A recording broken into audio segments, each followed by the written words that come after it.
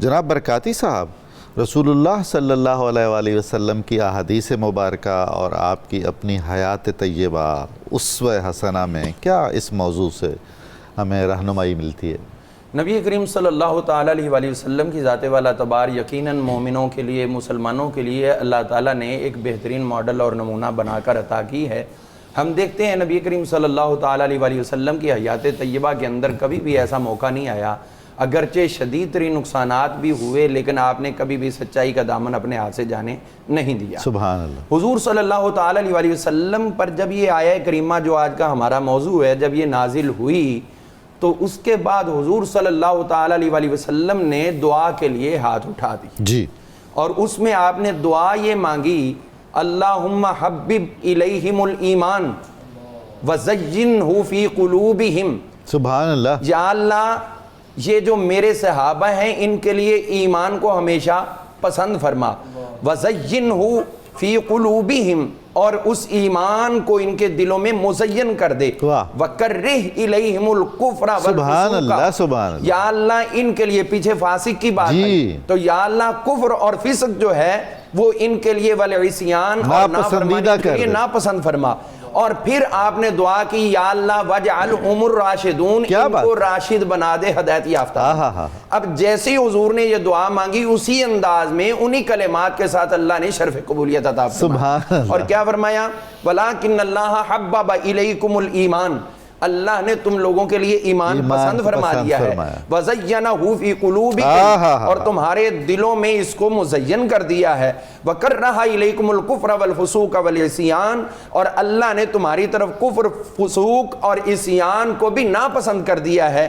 اب یہاں سے یہ چیز نکل رہی ہے کہ صحابہ کے ساتھ فسق کبھی نہیں آ سکتا۔ جی بالکل، اللہ تعالیٰ نے خود ان سے فسق کو دور کر دیا ہے، اور آگے فرما دیا اولئک ہم الراشدون، اے محبوب ہم یہ اعلان کر رہے ہیں کہ آپ کے صحابہ ہی ہدایت یافتہ۔ کیا بات۔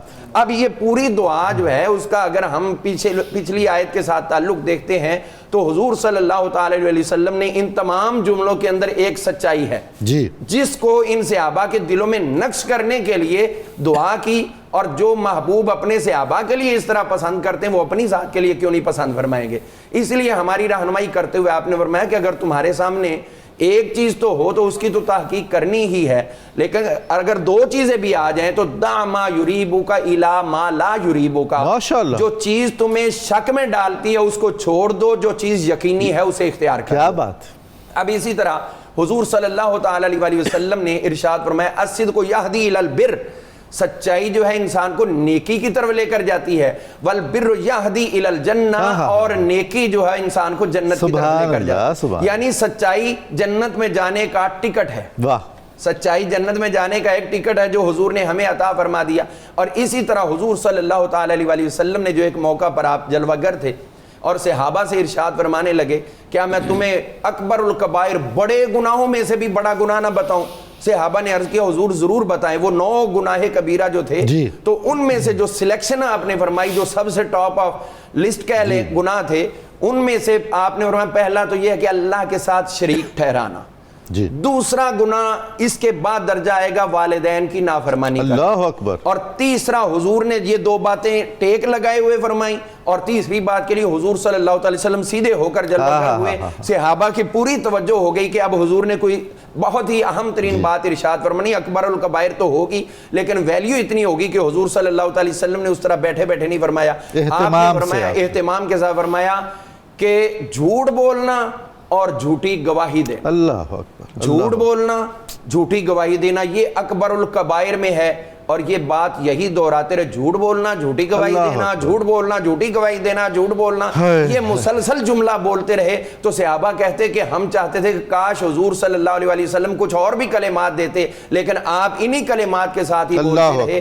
اس کا مطلب ہے کہ آج جو ڈس انفارمیشن پھیلائی جاتی ہے، جو کسی کے کردار کو داغدار کیا جاتا ہے، یا بیٹھ کے پلاننگ کر کے کسی کو ہم نے اس گناہ کا شکار کرنا ہے جو اس نے کیا ہی نہیں، جس میں وہ بے خبر ہے، تو اب دیکھ لیں کہ حضور صلی اللہ علیہ وسلم کے کتنے جملے ہیں. اب ایسا کردار ادا کر کے بندہ قیامت کو ان کی شفاعت کا امیدوار بنے تو پھر اس کو سوچنا چاہیے کہ جس چیز سے بار بار بچنے کا حکم ہے ہم اس کو کس طرح سمجھ رہے ہیں اور کس طرح اختیار کر رہے ہیں. نبی کریم رؤوف رحیم صلی اللہ علیہ وسلم، آخری بات عرض کرنا چاہوں گا اس ضمن میں چونکہ حدیث کی بات ہے، حضور صلی اللہ تعالی علیہ وسلم سے پوچھا گیا تھا کہ کیا مومن کبھی چوری کر سکتا ہے؟ فرمایا ہو سکتا ہے چوری کر لے.